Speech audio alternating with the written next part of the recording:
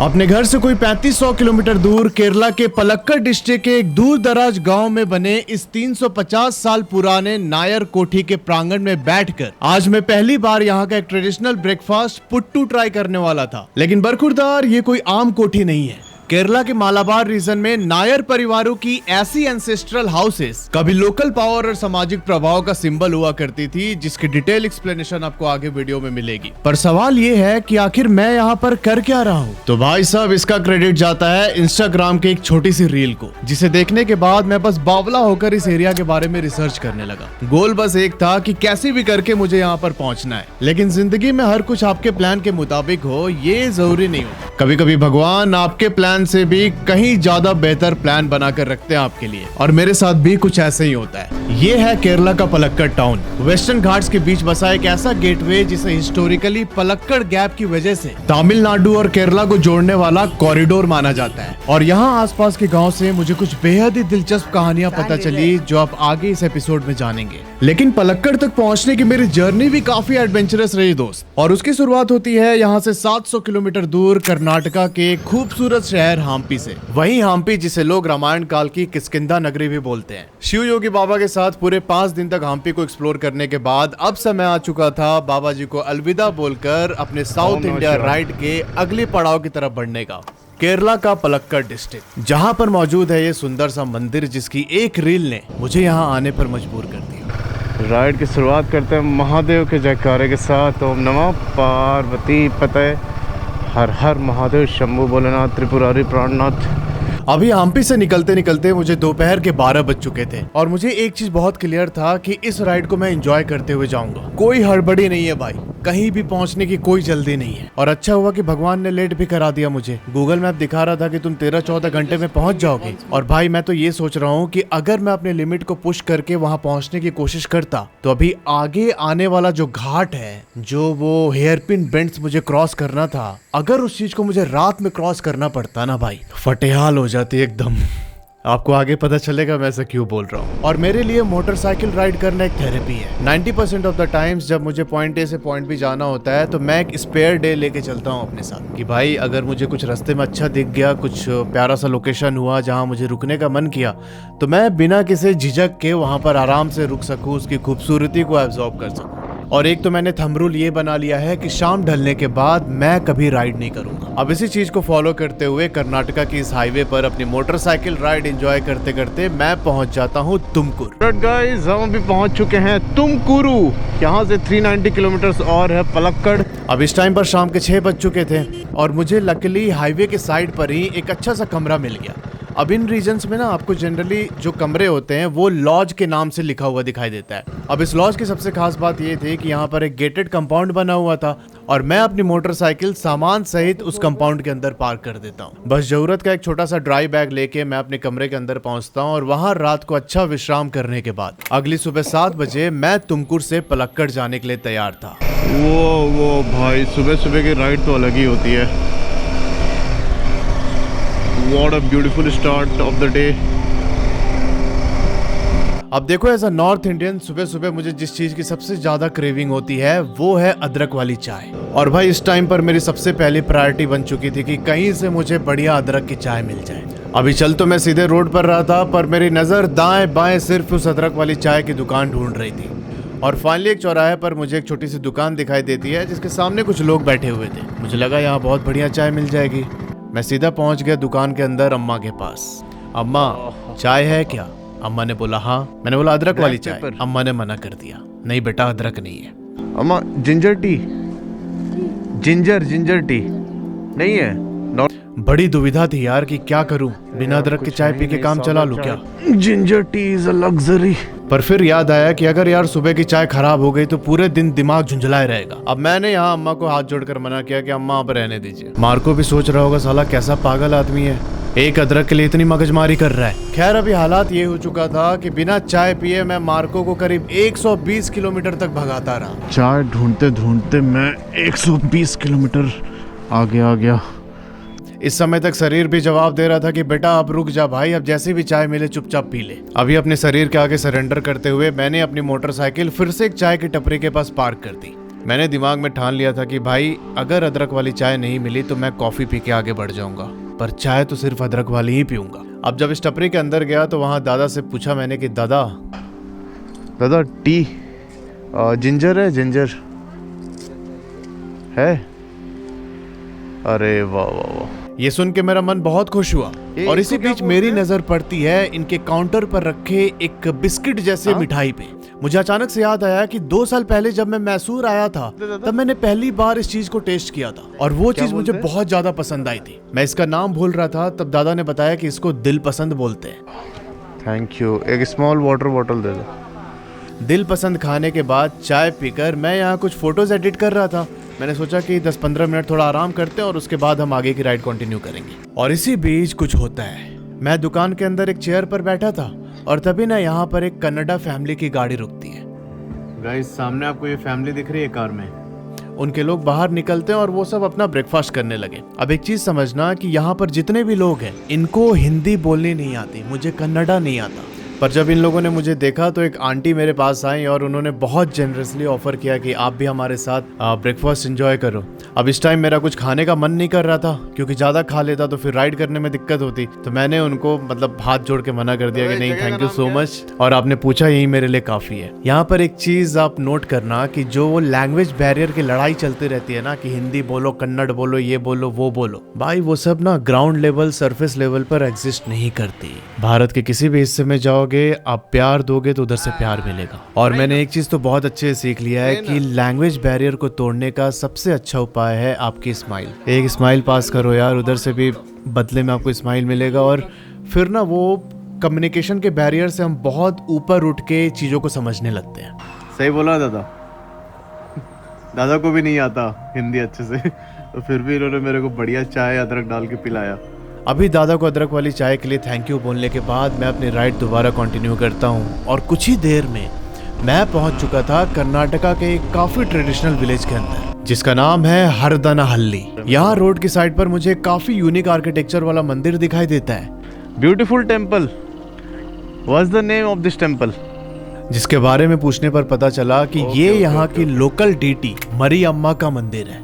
मैंने यहाँ पर शीश झुका के प्रणाम किया और इस गांव को पार करने के साथ ही लैंडस्केप ड्रामेटिकली चेंज होने लगा था। अभी कर्नाटका के प्लेन हाईवेज को नारियल पेड़ से युक्त रास्ते और फॉरेस्ट रोड्स ने रिप्लेस कर दिया था। और इसी बीच मुझे रियलाइज होता है कि भाई साहब मेरे सामने खड़ा है भारत के ओल्डेस्ट माउंटेन रेंजेस में से एक, वेस्टर्न घाट्स की पहाड़ियाँ। ये सिर्फ एक माउंटेन रेंज नहीं बल्कि एक नेचुरल वॉल है जो भारत के वेस्टर्न कोस्ट के साथ लगभग 1600 किलोमीटर तक फैली हुई है। केरला से लेकर गुजरात तक चलने वाली इस पहाड़ी दीवार ने हजारों सालों तक भारत के क्लाइमेट, वाइल्ड लाइफ और सिविलाइजेशन को शेप दिया है। जैसे जैसे रोड ऊपर चढ़ने लगी सामने घाट सेक्शन शुरू हो चुका था और मेरे सामने पड़ने वाली थी 27 हेयरपिन बेंड्स की एक थ्रिलिंग स्ट्रेच। पर अभी इन हेयरपिन बेंड्स को पार करने से पहले मुझे अपनी भूख को शांत करना था।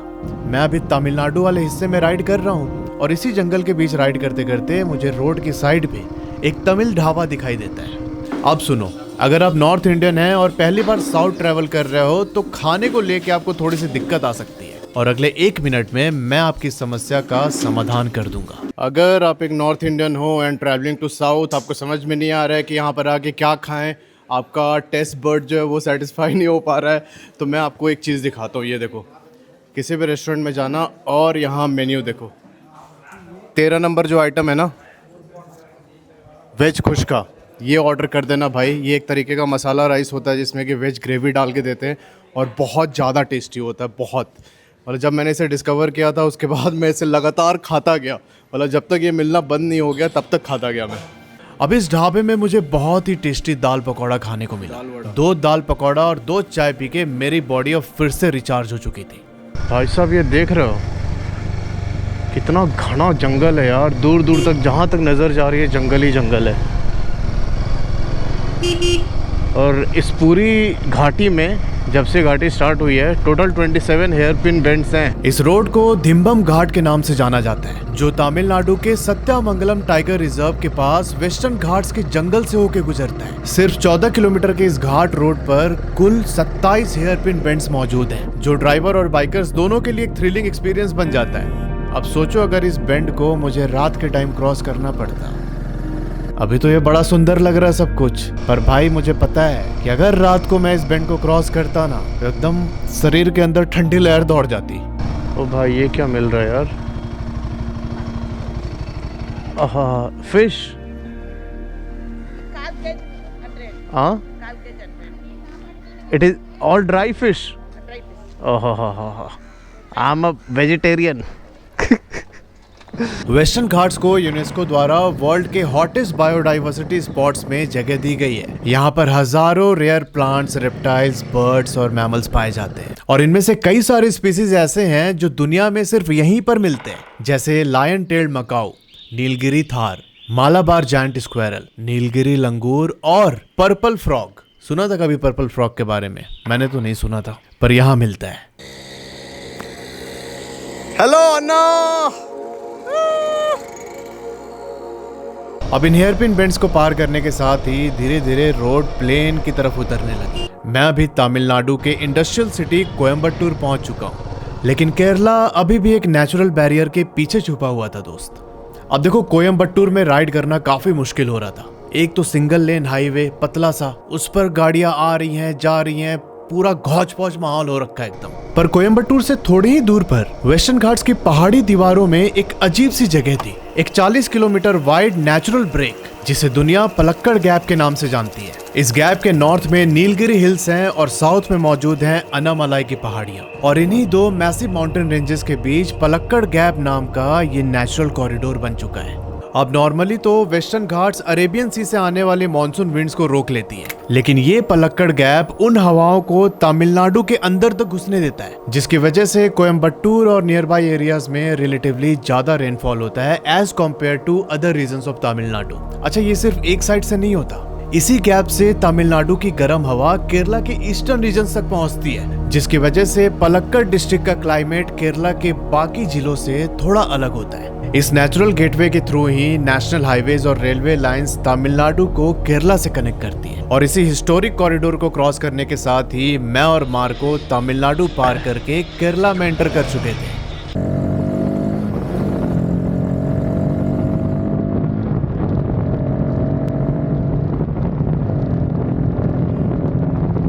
अभी पलक्कड़ टाउन पहुंचकर मैं एक छोटा सा डाइवर्जन ले लेता हूं और करीब 7-8 किलोमीटर राइड करने के बाद मैं और मार्को फाइनली पहुंच चुके थे पुदुनाग्राम विलेज। और इसी पुदुनाग्राम गांव का श्री विलास हेरिटेज होम स्टे अगले 3 दिनों तक हमारा ठिकाना होने वाला है। वनक्कम।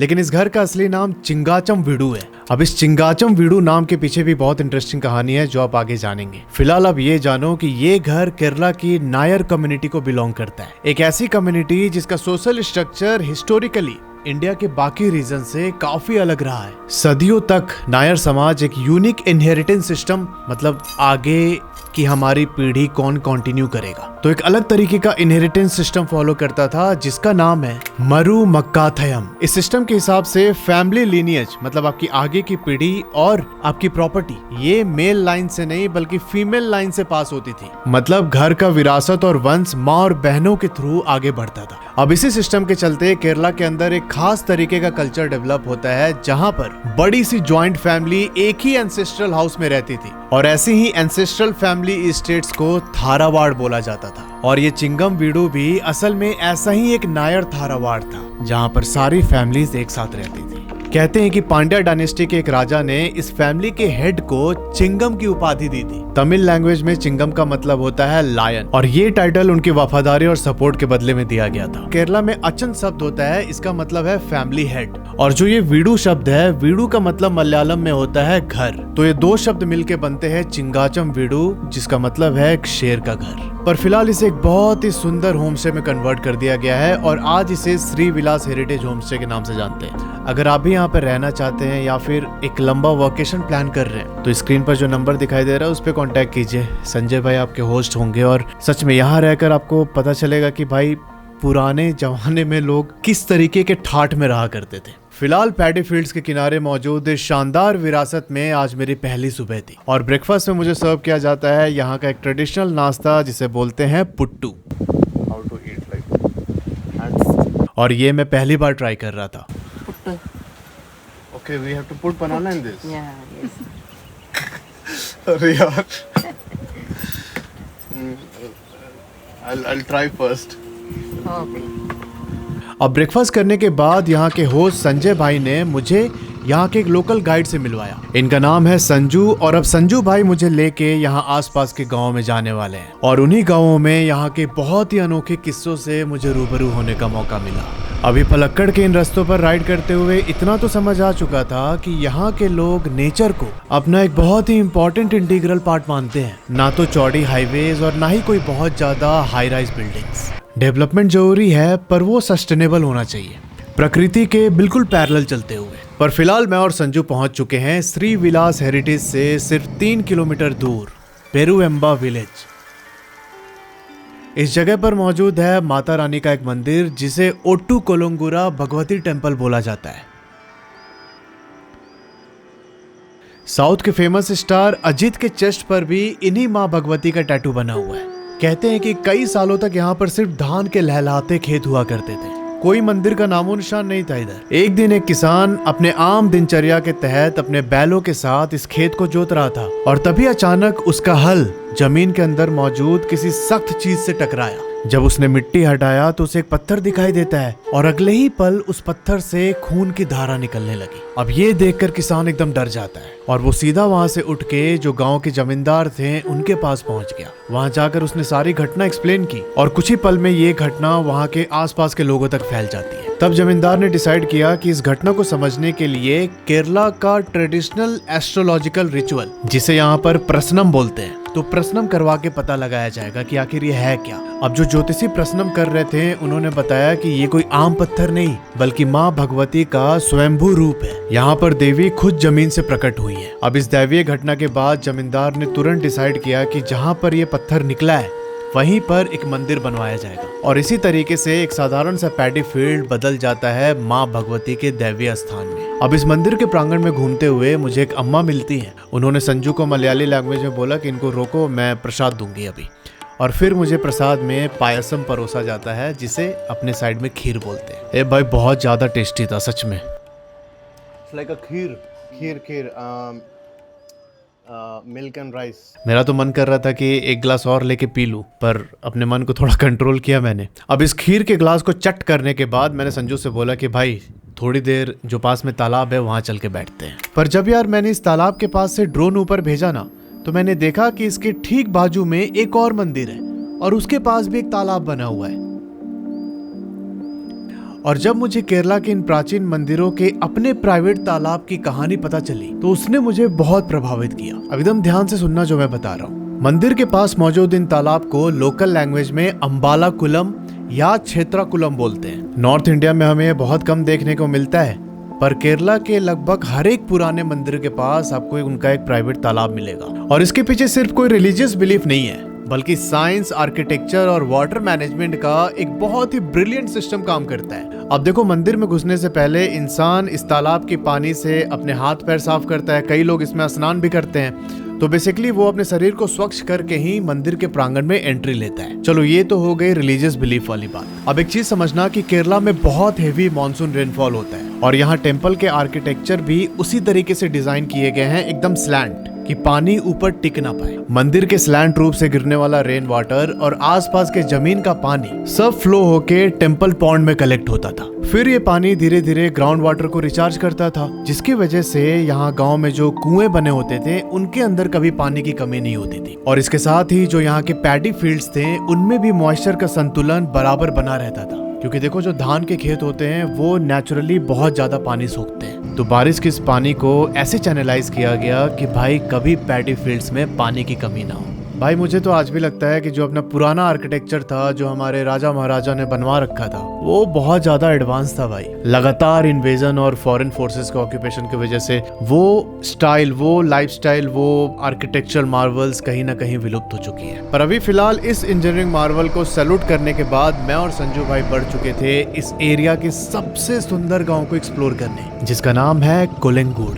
और इस कोलंगुड़ को राइस बॉल ऑफ पलक्कड़ भी बोला जाता है। अभी कोलंगुड़ पहुंचने के साथ ही मुझे बहुत तेज भूख लग चुकी थी और इस भूख को शांत करने के लिए मैं अपनी मोटरसाइकिल एक ढाबे के किनारे रोक देता हूं। और इसी ढाबे पर मेरा परिचय होता है केरला के लाल पानी से। केरला के अंदर जब आप किसी ट्रेडिशनल रेस्टोरेंट में जाएंगे तो आपको ये लाल पानी दिया जाता है। सी, इस लाल पानी को बोलते हैं पदिमुगम और बेसिकली एक पैकेट में कुछ हर्ब्स आते हैं जिसको बॉईल करके ये लोग रखते हैं और फिर उसको कस्टमर को सर्व करते हैं पानी में डाल के। तो होता ये है कि इस हर्ब की वजह से जो वाटर बॉर्न डिजीज़ होती है वो एलिमिनेट हो जाता है। तो आपको एक बहुत शुद्ध आयुर्वेदिक पानी पीने को मिलता है।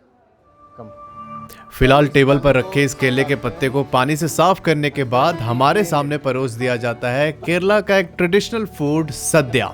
और भाई ये खाना बहुत ही टेस्टी और फुलफिलिंग था यार। सच बताऊं तो लैंग्वेज बैरियर होने के बावजूद भी मुझे केरला के लोग काफी पोलाइट और वेलकमिंग लग रहे थे। इसी बीच संजू ने बोला कि भैया अभी हम एक बहुत ही मिस्टीरियस बनियान ट्री देखने चलेंगे। एक ऐसा बरगद का पेड़ जिसकी जड़ें 8000 स्क्वायर मीटर में फैली हुई हैं। मैंने बोला 8000 स्क्वायर मीटर, इतना बड़ा कैसे हो सकता है? तब वो बोलता है कि उसे देखने के लिए हमें चिंगाचिरा गांव चलना पड़ेगा। मैंने बोला कि भाई जल्दी बैठो पीछे, इतना भव्य बरगद का पेड़ देखने के लिए मैं बहुत उतावला हो रहा था। अच्छा, अभी इस इलाके में मार्को की सवारी एकदम परम आनंद का अनुभव करा रही थी और हम दोनों एकदम मजे में उस चिंगाचिरा गाँव की तरफ बढ़ते जा रहे थे।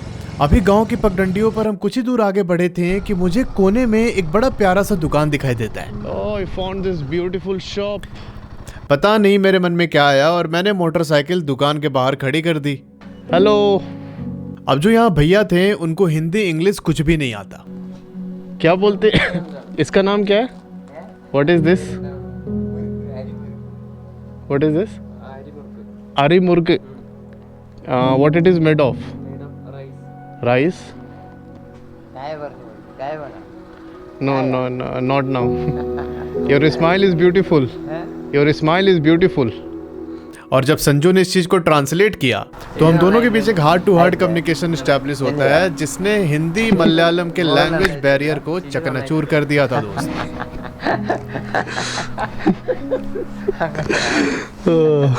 This is your house. This is your house, अना।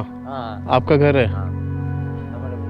ओके भाई देखो क्या मस्त लाइफ है यहाँ पे। घर है, इधर दुकान है इनका, पीछे पूरा फार्म है, नारियल का पेड़ है, बस सुबह सुबह उठ के नारियल पानी पियो। ये सामने वाला शायद मुर्गे उर्गे रखने का बना रखा है ये।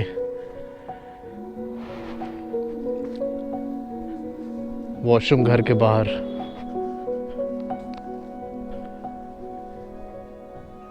इधर पूरा ये नारियल का जो फल होता है उसको सुखा रहे हैं।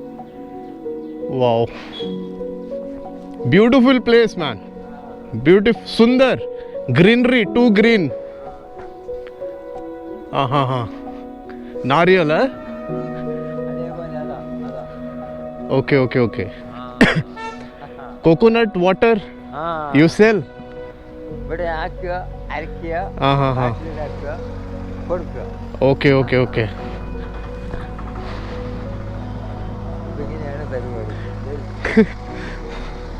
ठीक है, लेट्स गो। बाइकला।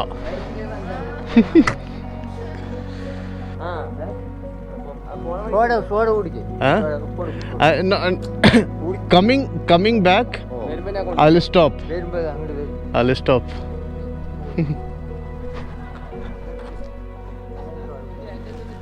अब कुछ मिनट यहाँ बिताने के बाद मैं और संजू दोबारा उस बरगद के पेड़ की तरफ बढ़ चुके थे। थोड़े टाइम में फाइनली हमारी एंट्री चिंगाचिरा गांव के अंदर होती है और यहाँ गांव के चौराहे पर मुझे एक बहुत ही यूनिक चाय की दुकान दिखी और इस दुकान का नाम है चल्लन चट्टा टी शॉप। अब इस चाय शॉप के अंदर ना सब कुछ एकदम पुराने सिस्टम पर चल रहा था। ऐसा लग रहा था कि समय में कई दशक पीछे जा चुका हूँ मैं। सच बता रहा हूँ, यहाँ ना चाय पीने का मतलब जो पूरा एटमॉस्फेयर था, जो पूरा एक्सपीरियंस था चाय पीने का, वो काफ़ी अलग था भाई। इस रीजन में ट्रैवल कर रहे हो तो एक बार आपको ऐसे ट्रेडिशनल टी शॉप में जरूर जाना चाहिए। अब इस दुकान पर बैठे बैठे जब मैं चाय पी रहा था तभी मुझे पता चला कि मेरे पास अभी 1 करोड़ रुपया जीतने का मौका है। आइए जानते हैं कैसे। सो गाइस, केरला के तेचिंगकरा विलेज में मैं आया था यहाँ पर ऐसे घूमने के लिए, थोड़ा चाय वाय पीने, और यहाँ मुझे एक दिखाई दिया lottery system. This is legal in Kerala. और अभी अगर मैं परचेज़ करके, जैसे इसमें कुछ नंबर है, वो नंबर अगर मैच करता है जो इनका ऑफिशियल वेबसाइट है, तो शायद मुझे 1 करोड़ रुपए भी जीतने का मौका मिल सकता है। Lottery prize is 50 rupees. How many people win 1 crore? 1 people. And there is other prize also. Other prize money also. I'll buy one. I will buy one. Okay. एक लॉटरी टिकट खरीद लेते हैं भाई. चलो. How? 50 rupees. फिलहाल ये lottery ticket जेब में डाल के हमारी मार को फाइनली उस बरगद वाले ठिकाने पर लैंड कर जाती है. अब जो बताने जा रहा हूँ एकदम ध्यान से सुनना. वेस्टर्न घाट्स के नीलाम्पति पहाड़ियों के किनारे बसे इस चिंगाचिरा गांव में मौजूद ये बरगद का पेड़ सिर्फ एक पेड़ नहीं बल्कि एक ऐसा मंदिर है जो पारंपरिक वास्तुकला मतलब जो ट्रेडिशनल आर्किटेक्चर होता है, बड़े बड़े गोपुरम होते हैं, उनसे बिल्कुल अलग दिखाई देता है. यहाँ मंदिर का पूरा अस्तित्व ही इस विशाल बरगद की पेड़ की जड़ों के बीच बना हुआ है. इस जगह पर नेचर ही मंदिर है. मतलब जो ये पूरा आपको जंगल दिख रहा है यही मंदिर है. और जो इस बरगद की पेड़ की जड़ें हैं वो इस मंदिर का गर्भगृह. इस मंदिर में पूजा की जाती है करूपा स्वामी और माँ वेल्लमा की, जिन्हें भगवान शिव और माता पार्वती का रूप भी माना जाता है. साउथ इंडिया में करूपा स्वामी को लोग रक्षक देवता के रूप में पूजते हैं, जो यहाँ के लोगों को बुरी शक्तियों, प्राकृतिक आपदाओं और बीमारियों से बचाते हैं. अभी एक चीज समझना कि करूपा स्वामी ओरिजिनली नीलाम्पति फॉरेस्ट के गार्डियन डेटी थे. मतलब हम जैसे वन देवता को पूजते हैं ना, ठीक उसी तरीके से. अब ऐसी मान्यता है कि सालों पहले करूपा स्वामी और माँ वेल्लमा नीलाम्पति की पहाड़ियों से नीचे उतरकर इस बरगद की जड़ में स्थापित हो गए. बहुत पहले इस इलाके में मालासर और इरुलू ट्राइब के लोग रहते थे और एक दिन इन्हीं ट्राइब के लोगों ने इस बरगद के पेड़ की जड़ में एक मानव रूपी आकृति देखी, जो कि उन्हीं बरगद की पेड़ की जड़ों से बनी हुई थी. अब ये नज़ारा देखते ही उन ट्राइब्स को समझने में देर नहीं लगी कि भाई जो नीलाम्पति के वन देवता और देवी हैं वो अभी हमारे गांव में आकर स्थापित हो गए. अब ये मंदिर उस समय की याद दिलाता है जब केरला के बहुत सारे मंदिर कावू यानी पवित्र जंगलों के अंदर मौजूद हुआ करते थे. इन जगहों पर मंदिर नहीं बनाई जाती थी बल्कि ये पूरा जंगल ही देवता का निवास स्थान होता था. अभी चिंगाचिरा का ये मंदिर भी शायद ऐसे ही किसी प्राचीन ग्रूव का हिस्सा रहा होगा. पर सबसे फैसिनेटिंग बात थी इस बनियान ट्री की जड़ें, जो कि लगभग 8000 स्क्वायर मीटर यानी 2 एकड़ में फैली हुई थी. अब एक चीज समझना कि बनियान ट्री की सबसे खास बात होती है उनकी एरियल प्रॉप रूट्स, जो ब्रांचेस से नीचे गिरकर ग्राउंड पर नए ट्रंक्स बना देती है. अब इस चिंगाचिरा वाले बरगद ट्री के बारे में एक लोकल डॉक्यूमेंटेशन है जिसके मुताबिक इसके लगभग 3700 से ज्यादा एरियल रूट्स रिकॉर्ड किए गए हैं. ये रूट्स ग्रेजुअली ग्राउंड तक पहुंचकर सेकेंडरी ट्रंक बन जाते हैं और इसी वजह से एक सिंगल ट्री ऐसे मल्टीपल ट्रीज जैसे दिखने लगता है ना. एकदम फैसिनेटिंग बात. आप देखेंगे कि इस पेड़ पर बहुत सारे लोगों ने छोटे छोटे लकड़ी के घर बांध रखे हैं, पलने बांध रखे हैं. तो भाई जिनका घर नहीं बनता या फिर जिनका बच्चा नहीं होता वो लोग यहाँ आकर मन्नत मांगते हैं और मन्नत पूरी होने के बाद वो ऐसे पलना और लकड़ी का घर बांध के जाते हैं. अब इस प्राचीन मंदिर में लगभग 1 घंटे बिताने के बाद संजू मुझसे बोलता है कि भैया अब मैं आपको इस एरिया का सबसे सुंदर व्यू पॉइंट दिखाने वाला हूँ और मैं बेट लगा के बोल सकता हूँ कि वैसा व्यू पॉइंट आपने आज तक कभी नहीं देखा होगा. और उसकी बात सच भी थी. आगे आपको पता चलेगा मैं ऐसा क्यों बोल रहा हूँ.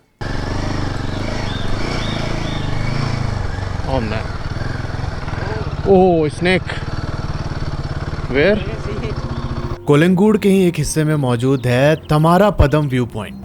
सिंपल पैडी फील्ड बट उसको क्या बना दिया यार इन्होंने.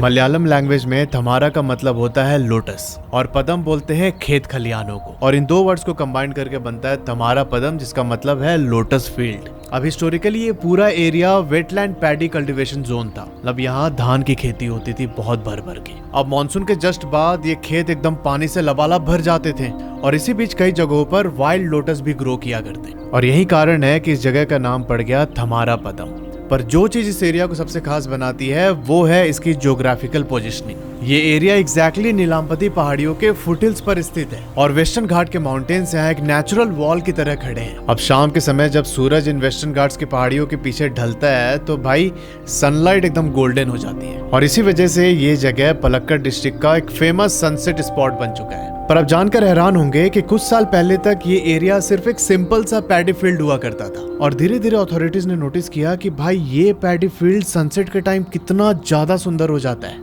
अब इसी चीज को थोड़ा सा और टूरिस्ट फ्रेंडली बनाने के लिए यहाँ पर ये व्यू पॉइंट डेवलप किया गया. अब इस पैडी फील्ड के अंदर बने एक ऐसी बांस के बेंच पर बैठ के मैं इस नज़ारे को एकदम तसल्ली के साथ पूरी तरीके से एब्जॉर्ब करना चाहता था. धीरे धीरे सनसेट हुआ और इन पैडी फील्ड्स के पगडंडियों पर राइड करते हुए मैं और संजू वापस अपने श्री विलास होमस्टे पहुंच जाते हैं. पर दोस्त, पलक्कड़ को पूरी तरीके से एक्सप्लोर करने का मेरा सपना अभी भी अधूरा है, क्योंकि जो रील देख के मैं यहाँ पर आया था वहाँ तो मैं जा ही नहीं पाया और कल सुबह मुझे निकलना है मुन्नार के लिए। शायद भगवान ने दोबारा मुझे यहाँ बुलाने के लिए इस कहानी को अधूरा छोड़ दिया हो। अब फाइनली अगली सुबह नाश्ता करके मैं तैयार था मुन्नार की ओर बढ़ने के लिए, पर मुझे बिल्कुल अंदाजा नहीं था कि मुन्नार का लैंडस्केप मेरे सामने कितने प्लेजेंट सरप्राइजेस रखने वाला है। ये यात्रा ऐसे ही जारी रहेगी। मिलते हैं आपसे अगले वीडियो में, तब तक के लिए अपना ध्यान रखो और हर हर महादेव।